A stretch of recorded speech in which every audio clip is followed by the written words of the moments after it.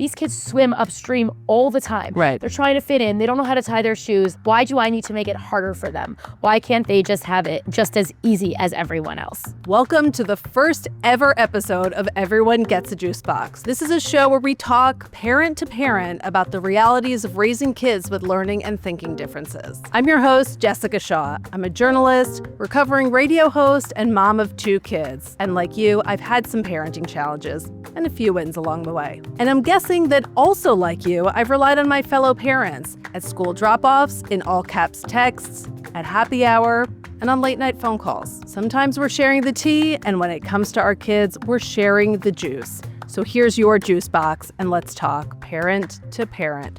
We've got each other. But you know what I haven't gotten too far into? AI. Full disclosure, I never even asked ChatGPT a question until 2 weeks ago. But let's be real, it's here, and instead of running around screaming about how scared we are of it, aka me 2 weeks and a day ago, let's have a conversation about it. Can AI be helpful in parenting neurodivergent kids? Or is it a slippery slope that isn't even that slippery anymore because AI is depleting the world's water supply? Today, I'm going to talk to Bayla Weisman, a mom of 3 neurodivergent and neurotypical kids, and a 4th grade teacher with students who don't all learn the same way. She relies on AI both at home and in the classroom. AI at work? In the journalism world, that is completely verboten. I met a writer once who told me AI polishes every draft he writes. Did I judge him? Yeah, I did. But using AI to get 10-year-olds to understand a challenging topic? Okay, I'm listening. As for home, well, I have teenagers, so they are fluent in AI, even if their tech dinosaur of a mom is not. Do Bayla's kids know she uses AI?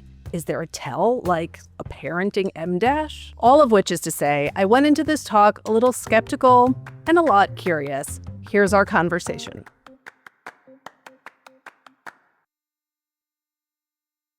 Hi, Bayla. Hi, Jessica. It's so nice to be here. Thank you so much for having me. People have strong feelings. It's like, I feel like you say AI and people immediately go to robots are taking over the world, or they're like, this is going to make my life so much better. So you are both a teacher and a parent. So what was your approach? How did you start getting into it? Right. So it's very interesting because I am, even though I would say I'm in my 30s, but I feel like I'm still of the old camp. You can't use AI. It's so new, and not from the angle of, robots are going to take over, because I don't believe that's true. I believe that there's going to be a human need in every single area still, which we will get to. But to me, AI has always felt like it's cheating, like I'm beating a system. It feels so much in me like plagiarism. And as I've let it in more, I've been able to see the amazing things that it has to offer, really as an assistant to me in the jobs that I do. Okay, so where did you start using it first? At home or at school? So I started working with AI mostly in my classroom because I work in a gen ed setting, but there are definitely kids who need differentiation one way or another. And AI, primarily ChatGPT, because that's what I know. If I want to make something, interesting, I don't have to recreate the wheel. I can dictate to them, I want to teach about this topic, this topic, this topic to this type of learner. And they can, give me 3 different levels of the same reading passage, whereas all the kids feel like they're doing what they need to be doing. And then as I am transitioning into using it more in parenting, I realized that, I'm a busy mom. I work full time. I've got 3 kids with full of personality and all the things.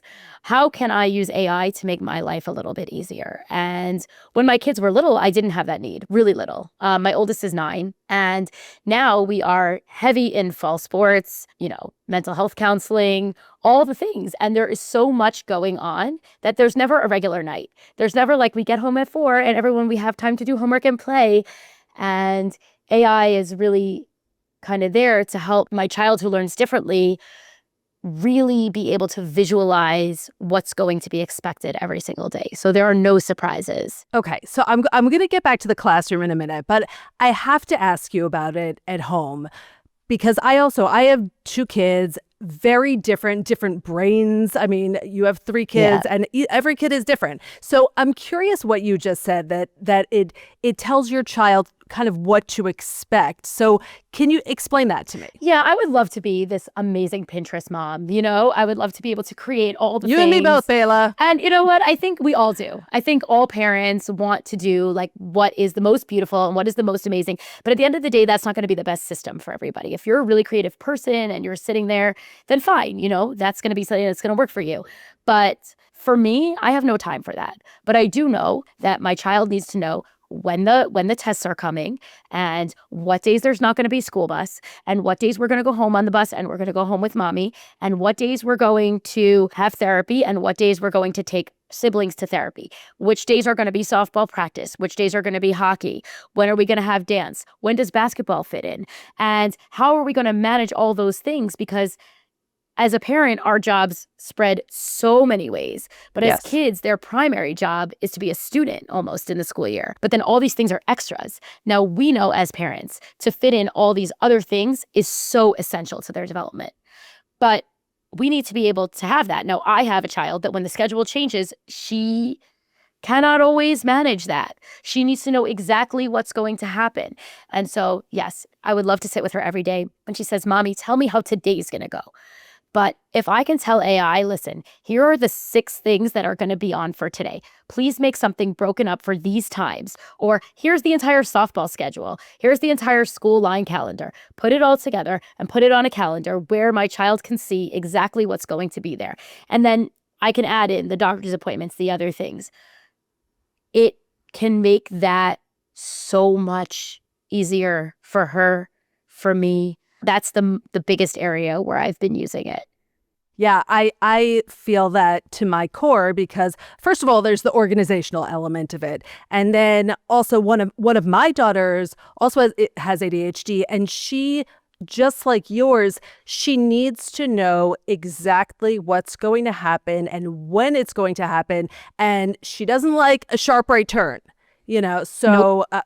Right, as I'm sure your daughter does not either. And that sounds like it's something that can be tremendously helpful. So do you give her like, okay, this is the story of today, and she checks it every day kind of thing? Yeah. Yeah. And I it doesn't always, like some days I'll say there's nothing on the schedule that's for you today. And then she doesn't need that.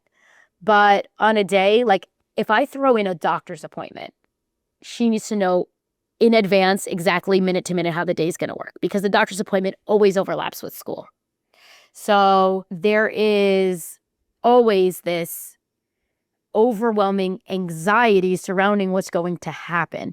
So that coupled with using sometimes, not often, but I'll sometimes use like a social story, have AI create something for me to talk about, a child going to this type of specialist, talk about what happens if you need to go for a blood test, what's going to happen if this, and really experiencing it from someone else's point of view, where again, I don't have to sit there and create it and break my teeth for hours. I could, it's within my ability, but it's not necessary. Right. And AI can help with that. Tell me about creating a social story, because I know this is something that you've done, and we're going to talk about how you do that in the classroom as well. But what is it that you are telling AI to do, and what is the message? I mean, is it truly something as concrete as, hey, this is what it's going to be like getting your blood taken or something? Sometimes I think it depends on the situation. For example, right? You've got kids with ADHD, maybe you medicate them. Right? If you medicate a child with ADHD, you can see the immediate difference, within a few minutes. And that's the angle I guess I'm getting at, right? Because children are often, I'll just give my experience. My child is medicated in the morning, okay? So when she wakes up at 6:15 in the morning, she is not medicated. Getting her to put on her shoes in the morning can be a 20-minute back and forth. I need to put on my shoes. Now what happens is, and this is not even the shoes, because that's not even what we struggle with. What we struggle with really at home is getting all the materials together, letting her eat breakfast, take her medicine, brush her teeth, and brush her hair, which is very important to her at this age. And in addition to that, then she'll walk out the door and she'll forget her book. She is a reader. If she forgets her book, she will turn around. Now, there has been a situation before where she has missed the bus because she turned around to get a book that she wasn't organized with. Now, Again, I can write a social story about that. Or I can say, AI, please create for me a story where a child wants to have a book by this time of day and bring it with them on the school bus, but they also need to do this, this, and this. What time will they need to wake up and how will they need to navigate their morning? Tell it to a 9-year-old. And AI has fabulous at like almost dumbing down their language for whatever level you want. And those are things that can be very helpful in my home that we use. It's interesting because sometimes I feel like for one of my kids, seeing everything in front of her, you have this and then you have this and then this is going to, it would be anxiety inducing because that's how her brain is. Right. And for my other kid, it would be so calming. And do you have that with your children as well? It's kind of how their brains are. I mean, and you have to figure out how to navigate that. Right. I have one child that's more anxious than the other, and I don't tell that child anything that's happening. Like nothing. Now, you may go to school, you may not. You might not. Like, you might have a CAT scan today. Like, maybe not, And for that child, it works. But in the same breath, it works because I don't trick my children. Mm-hmm. I'll say something like, you're getting picked up early from school today. Why? You have an appointment.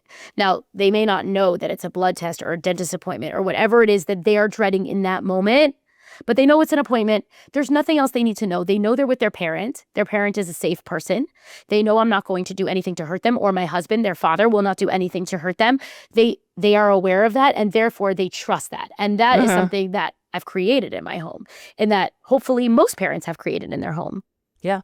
Have you noticed a change since you started implementing AI plans and stories and things like that? Because without it, I mean, I'm sure you've been there too. I've definitely been at that place where I have one kid who forgot the book, forgot the sneakers, forgot the this. And then it's always like, okay, am I going to be that parent that bails my kid out and I live in the city, takes the subway into Manhattan to do that? Or is there going to be something that I can implement that's going to ensure, or at least get much closer to certainty, that she's going to meet the needs that are expected of her?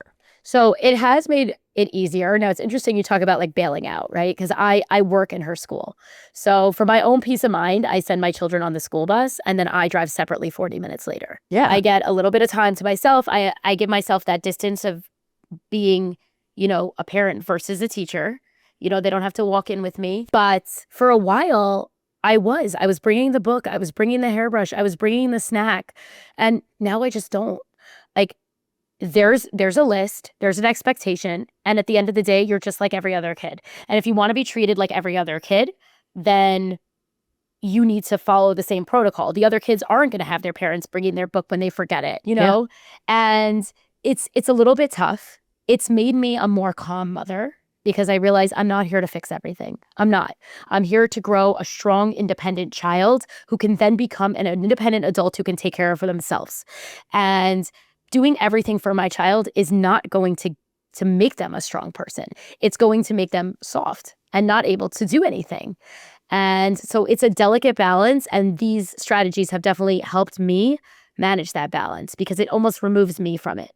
Yeah. How do you approach, since your daughter is growing up knowing, hey, this AI thing is working for me? As a parent, there's also that internal like, I don't want my kid to lean too much into it. So what do you talk to her about with AI? So I don't discuss it. She doesn't know it's AI.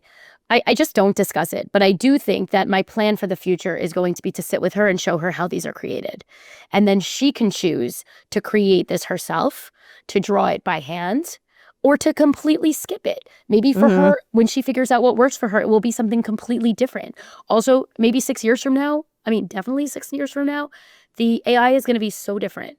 Yeah. Like, it's constantly evolving. So 6 days from now, I feel like it's going to be totally like it's different. always something so different. So we can plan, but right now I'm just kind of in the moment with where it is. I'm happy that I've eliminated a lot of the morning fights. I'm not, as picky in certain situations, and that's what's been working for me. Yeah. Do you ever turn to AI for guidance for yourself as a parent? So it's interesting because I think that when I feel really stuck, I like to, I do. I use AI to help me find, the best parenting experts in this area or Mm-hmm. what kind of advice. And they can guide you to people, human experts that can give you guidance in a real life way. I don't think that AI can really give the depth of expertise that a human can give. Right. I don't believe that. And again, I don't believe AI will replace people. It just won't, right? We have critical thinking skills. We have other things. But to give me a direction when I'm so frustrated to open up, my phone and just say, please give me a psychologist that helps with executive functioning. Please give me some way. And this is also another way I can upload pictures of her messes and her doom piles and say, please give me a strategy on how to organize this. Sometimes it's good and sometimes it's not good. It's not concrete one way or another. Wait, I need to just understand this. You uploaded a picture of your daughter's doom pile and AI gave you advice how to fix it. That might change my life. Right. So it really works with all different things. Like if you're moving, like not in a parent way, like you're moving, like tell me how to pack this. Take a picture of your brake front. What's the best way? What kind of box? What kind of this? So when I look at, and I look at her floor and there's, Disney doorables on the floor and there's Yodel cards and there's hair ponies and there's half socks and whatever. Tell me what I can do. And the truth is, though, if I took a picture of it and showed it to her, she could also probably say independent of her room. But when she's in her room, she freezes. It's too much. A lot of us are like this. We can't manage our own stuff. And AI can manage it because they don't care. It's not a thing. It doesn't care about your feelings. Exactly. And it kind of goes back to the scheduling thing. It's like there are some kids who it's like, okay, here's your schedule. It's 8,000 things and it's just anxiety inducing. But with your daughter, it's like step 1, step 2, step 3. This is what you're doing today. These are the steps to organizing your doom piles. And then it just becomes manageable. Yes. So it's definitely not a right away. Like right away when I start searching this, like I have to practice. I have to still always tweak my language and figure out what I want. And if it doesn't give me what I want, I have to kind of go back and move it around. But when it's good, it's good. Yeah. Tell me about in the classroom, because like I said, you're a 4th grade teacher. And as you said, every classroom, whether or not there's a kid with a diagnosis, with an IEP, whatever it is, kids learn differently. And there are neurodivergences in every classroom. So tell me how you utilize AI in the classroom. Okay, so I don't use it like in front of my students, but I will definitely use it to modify, differentiate something. If I'm teaching a topic that I've been teaching for 15 years and I'm just sick of looking at the paper, I could just ask them to like reorganize the paper, create something new with the same language, move around the words. Tell me, I'm teaching now about the 5 boroughs of New York. We have a few days in between all the high holidays. There's 2 days here, 2 days here, and I want them to know about where they live, right? So I want to teach them about the 5 boroughs. I don't need a history book, right? I need AI to tell me the top 5 things that 9-year-olds like in the Bronx, right? And they like the Bronx Zoo and they like Yankee Stadium and they like to go to, Legoland, which is close by, and they can visualize that. That's not in the Bronx, but I'm saying then it's able to be something that speaks to them. And I don't have to do a million Google searches, right? Tell me things to do with 9-year-olds in Queens. What do they like? And so those kind of things are helpful. Do you find that with the different kids that depending on where the way they learn, their learning styles, that they process the things that you give them differently? Sure. And especially since you could take this exact same text, you could put it in paragraphs, you could put it double spaced, you could put it in bullet points, you can put pictures, you can make the text different sizes. I don't have a colored printer, but obviously different colors are helpful for kids with reading disabilities, as we know. And it's the same information. And I think that is something that's truly important in general with parenting, is that, parents in my class, friends of mine, they say my kid only reads graphic novels. So I say to them, graphic novels are reading. Reading is reading. They are reading. It doesn't matter. Nobody tells us as adults what we can and can't do, when we can go to the bathroom, when we can't, So with this AI, if AI can help me take the same information and make it easy on the eyes for them, easy for them to intake, why does their life have to be harder? These kids Right. swim upstream all the time. They're trying to fit in. They don't know how to tie their shoes. They're trying to do the things that all the other kids that don't have all these letters attached to them can do. Why do I need to make it harder for them? Why can't they just have it just as easy as everyone else? Yeah, absolutely. And you're also able to utilize social stories in the Absolutely. classroom as well. Is that kind of to navigate interpersonal, inter-friend Absolutely. skills? Absolutely. In that kids never want to hear about what they did wrong. But if you're telling them a story about Jack and Andy, they cannot wait to hear it, right? Yeah. Because they can immediately see what Jack did wrong. Yeah. And why Andy reacted this way. And then they can turn it and say, okay, now I see. And it's not necessarily the same day. These things are not instantaneous, but the kids, it definitely helps. So what would you say to a parent like me who is frankly a little bit afraid, though I got to be honest, talking to you has made me a little bit less afraid, and all I'm seeing is like disappearing doom piles in my future, so I'm very into that. But what would you say to a parent about what's a kind of good way to sort of wade into these waters? For parents, for sure, just like type things into AI, find an AI platform that works for you. I only use ChatGPT because that's what I know, but I know that there are like so many different types of AI. If you're looking for something specific, there's different things. I saw like a meme on Facebook and it says like, it's probably not even a meme, like a picture, whatever. And it says, if you're looking for this, use this AI. If you're looking to edit photos, use this AI. If you're looking to make schedules, use this AI.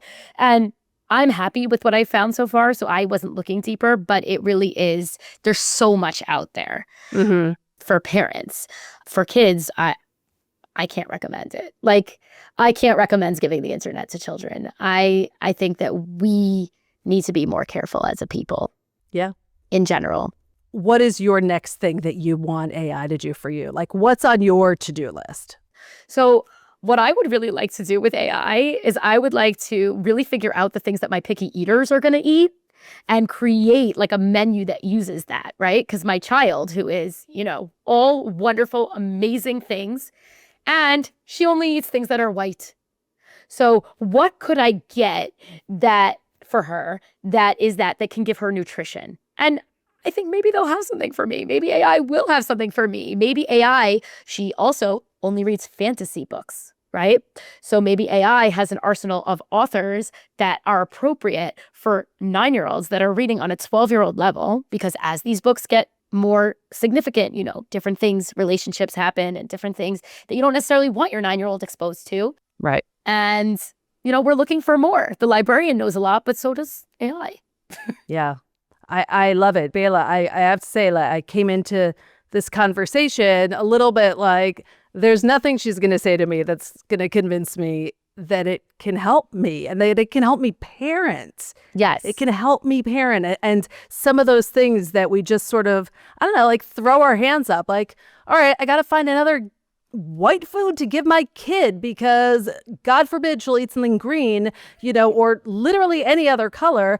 And sometimes we're just like, ugh, but even knowing that there's, maybe tiptoe into a slightly uncomfortable space because there might be help for you. Right. And if there isn't, then I'm not any worse off. It's not like, I only went to my device to look at this. Like, let's be real. We're on our devices too much anyway as adults, right? So like this few minutes spent on AI is no harm, no foul one way or another, Yep. It can only help us as long as we are navigating it properly. Yeah, absolutely. Bayla, your students are very lucky to have you. Your kids are very lucky. You have inspired me to try something new. Bayla Weisman, thank you so much for joining me. Thank you. That was Bayla Weisman, mom, teacher, user of AI. And okay, it's not what I feared, a full outsourcing of parenting and teaching. Bayla uses it for scheduling. I can totally see that. Personally, I like making hundreds of paper lists because it feels really good to manually cross things off. She uses it to create a story about how a day is going to go schedule-wise. That's kind of interesting because some kids do process information differently when they have a narrative to follow, instead of the hard facts of doing this at this time, doing that at that time. It's something I might have tried when my kids were younger, had the technology been available. Maybe I'll try making a story for my 15-year-old going to a high school party and see how that goes over. I know for sure there's a doom pile on my night table that is trembling with fear that AI is about to tell me precisely how to get rid of it.